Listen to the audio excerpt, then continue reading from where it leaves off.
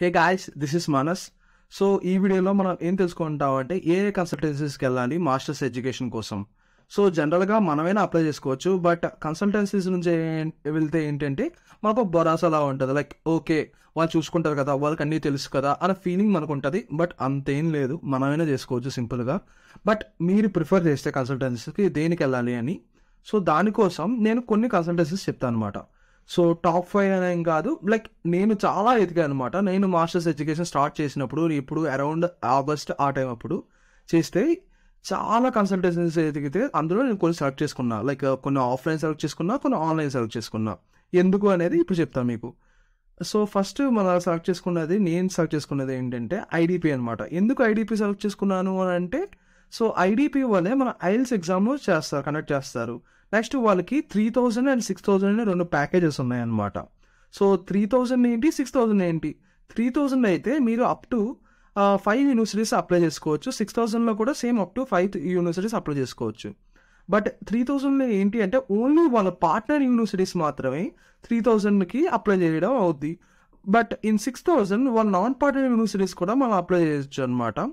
ఇందులో ఏంటంటే ఇంకో విశేషం, లైక్ మన యూనివర్సిటీస్కి కొన్ని అఫీషియల్ ట్రాన్స్క్రిప్షన్ అడుగుద్ది. అప్పుడు మనం పోస్టల్ కవర్ త్రూ పంపించాలి. అదే ఐడిపి వాళ్ళు ఇస్తారనమాట. లైక్ మీరు సెర్చ్ చేసుకుంటే ఒక 4 పార్ట్నర్ యూనివర్సిటీస్, ఒక నాన్ పార్ట్నర్ యూనివర్సిటీ ఇంక్లూడ్ చేసుకుంటే 6000 ప్యాకేజ్లో అందులో ఉంటుంది. అలాగే 3000లో అందులో కూడా ఉంటుందన్నమాట. వాళ్ళ పార్ట్నర్ యూనివర్సిటీస్లో ఏవైనా రిక్వైర్మెంట్ ఉంటే వాళ్ళు అడుగుతారనమాట. సో ఇది ఒక్క రీజన్ కోసం ఐడిపి అని చెప్తున్నా. నెక్స్ట్ వచ్చేది ఏఈసిసి గ్లోబల్. ఏఈసిసి గ్లోబల్ ఎందుకు చేశారంటే, లైక్ దాదాపు 20 నుంచి 30 మంది మా ఫ్రెండ్స్, అంటే నా ఫ్రెండ్స్ ఆఫ్ ఫ్రెండ్స్ అనుకోండి.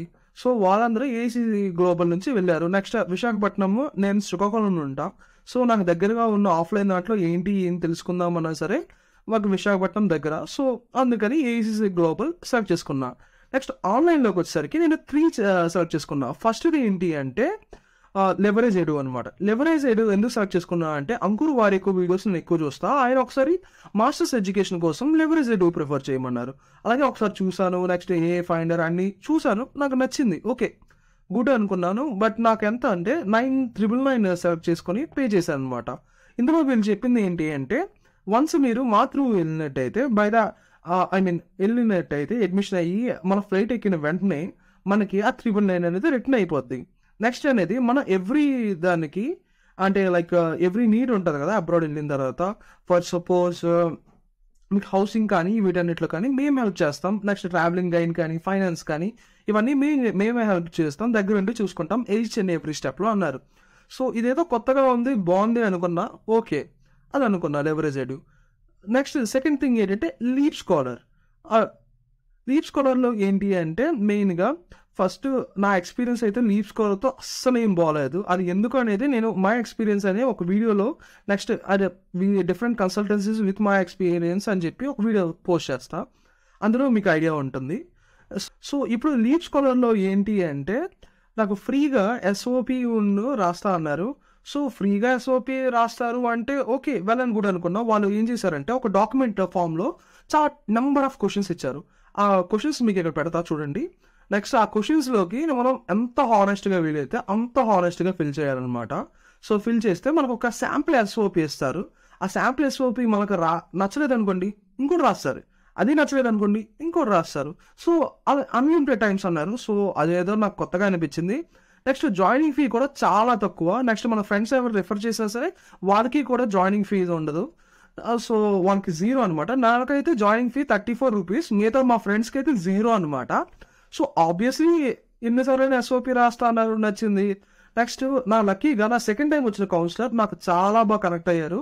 ఆమె ఏంటంటే లైక్ ఎన్ని universities and out of the leverage leap scholar అయినా సరే నాకు చేస్తా అన్నారు. సో అందుకని నాకు లీప్ స్కాలర్ చాలా బాగా నచ్చింది.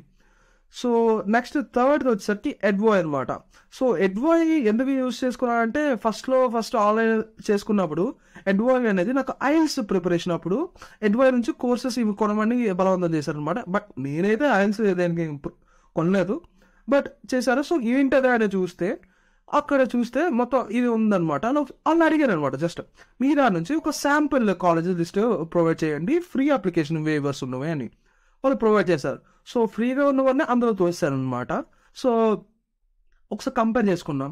బట్ కంపేర్ చేసిన తర్వాత నాకు ఏం అర్థమైందంటే, మీరు ఏ కన్సల్ట్ తీసుకోనండి, వాళ్ళకి అన్నిట్లో వాళ్ళకి ఫ్రీగా కానీ వాళ్ళకి కనెక్షన్లు ఉన్నవి కానీ మ్యాక్స్ అన్ని కన్సల్టెన్సీస్ సేమ్ అవుతాయి. బట్ ఎందుకు కన్సల్టెన్సీస్ మరి ఏం చూస్ చేసుకోవాలి అని అంటే, అది మీకు డిపెండ్ అపాన్ మీకు ఆఫ్లైన్ కావాలా ఆన్లైన్ కావాలా అని. ఇప్పుడు నాకు ఆన్లైన్లో కొన్ని బ్యాడ్ ఎక్స్పీరియన్సెస్ అయ్యి, అలాగే ఆఫ్లైన్లో కూడా బ్యాడ్ ఎక్స్పీరియన్స్ అయ్యి, అవి ఏంటో మీకు చెప్తా. బట్ ఏంటి అంటే మీరున్న సిచ్యువేషన్ బట్టి చూస్ చేసుకో, అది ఏంటి ఎలా చూస్ చేసుకోవాలనేది మీకు నెక్స్ట్ వచ్చే వీడియోలో చెప్తాను అనమాట. లైక్ నేను చూస్ చేసుకున్న కన్సల్టెన్సీ నుంచి నా ఎక్స్పీరియన్స్ ఏంటి, అందులో మీరు ఏం చూస్ చేసుకోవాలని. సో ఇప్పుడు మీకు చెప్పాను కదా పాయింట్స్, నేనైతే ఈ 5 కన్సల్టెన్సీని మామూలుగా ప్రిఫర్ చేస్తా. సో మీకు కానీ ఏదైనా నచ్చినట్టయితే ఈ 5 కన్సల్టెన్సీని చూడండి. నెక్స్ట్ ఈ వీడియో మీకు ఇన్ఫర్మేటివ్గా అనిపిస్తే లైక్ కొట్టండి, సబ్స్క్రైబ్ చేయండి.